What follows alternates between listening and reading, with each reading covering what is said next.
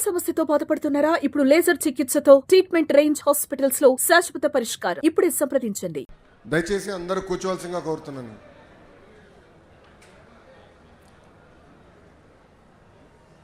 అందరికీ నమస్కారం.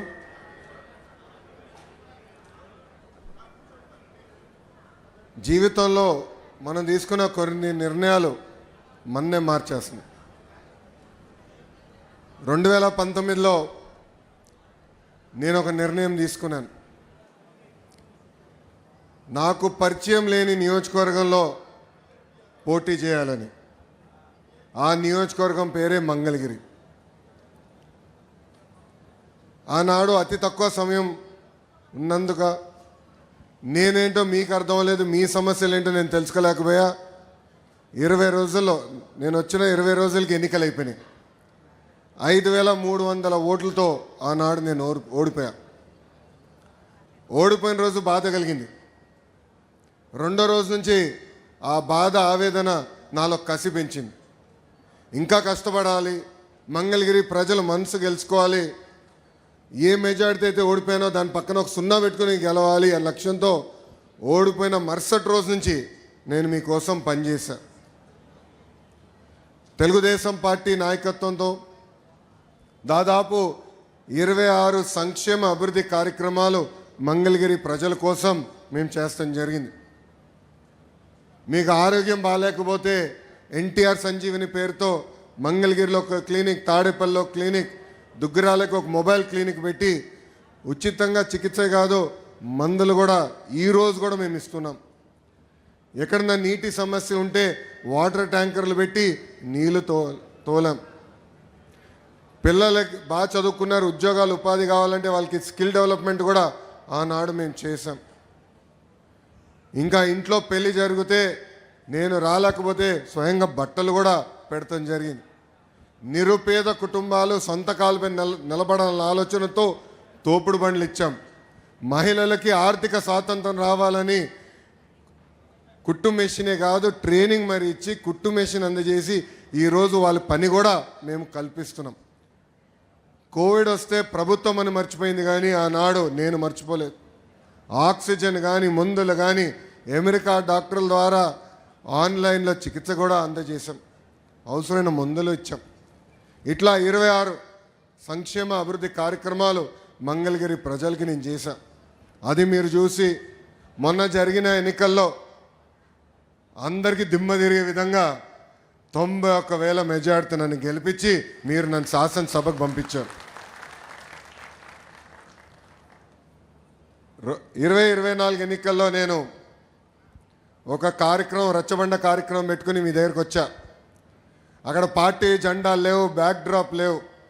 సరదా కూర్చొని నేను చెప్పాల్సిన 10 నిమిషాలు చెప్పి మీ సమస్యలు తెలుసుకుని ఆనాడు స్పష్టమైన హామీ ఇచ్చా. దాంట్లో భాగంగా మీరందరూ నన్ను కోరారు. 2.5 దశాబ్దాల నుంచి ఇదొక కళ, మాకు ఇంటి పట్టాలు మాకు కావాలి, మీరు ఏం చేస్తారో మాకు తెలియదు, ఆ పట్టాలు మటుకు మాకు ఇప్పించండి అని మీరు చెప్పారు. అది ఇప్పుడు కూడా నా బాగా గుర్తు. ఆనాడు మీకు చెప్పా 3 విడతలుగా ఈ కార్యక్రమం జరుగుతుంది. కొంతమంది సులభంగా చేసాక ఉంటుంది, అది ప్రభుత్వ నిర్ణయం మేరకు నడుస్తుంది, అది మొదటి విడతలో జరుగుతుందని చెప్పా. రెండవది ఎండోమెంట్ భూములు, ఇంకో పక్కన రైల్వే భూములది ఇంకొంచెం సమయం పడుతుందని చెప్పా. అతి కష్టమైన పని ఈ కాలువ పైన ఉన్న ఇల్లు కానివ్వండి, అటవీ భూమిలో ఉన్న ఇల్లు, అది అందరితో మాట్లాడాలి, 2-3 సంవత్సరాలు పడుతుంది, బట్ నేను చేసి తీరుతానని ఆనాడు హామీ ఇచ్చా. కరెక్ట్గా 10 నెలలు అయింది ప్రజా ప్రభుత్వం ఏర్పడి. 10 నెలల్లో మొత్తం ఎన్యూమరేషన్ చేశాం, ఇంటికి కొలతలు తీశారు. అధికారులే కాదు, అన్ని పార్టీలకు సంబంధించిన నాయకులు వచ్చారు, కొలతలు తీశారు, వివరాలు కనుక్కున్నారు.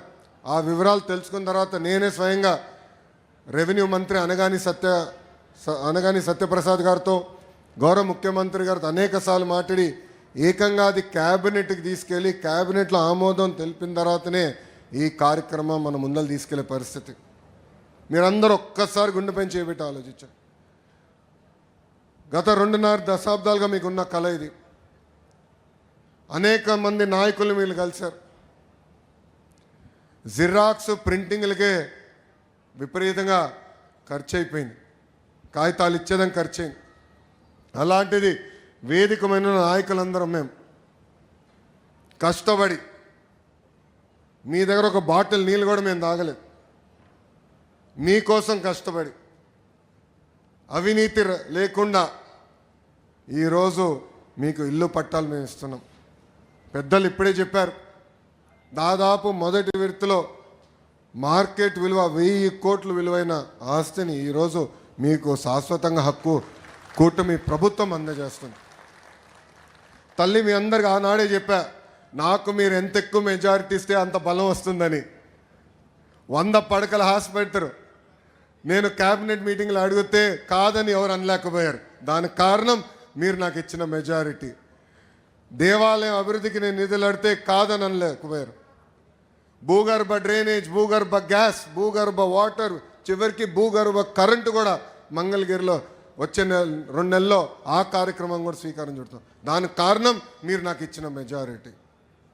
సో మీరు నా పైన ఒక భరోసాతో గెలిపించారు, ఒక భరోసా నా పైన పెట్టారు. ఆహర్నిశలు మీ గురించి ఆలోచిస్తున్నా, మీ తరపున నేను పనిచేస్తున్నాను.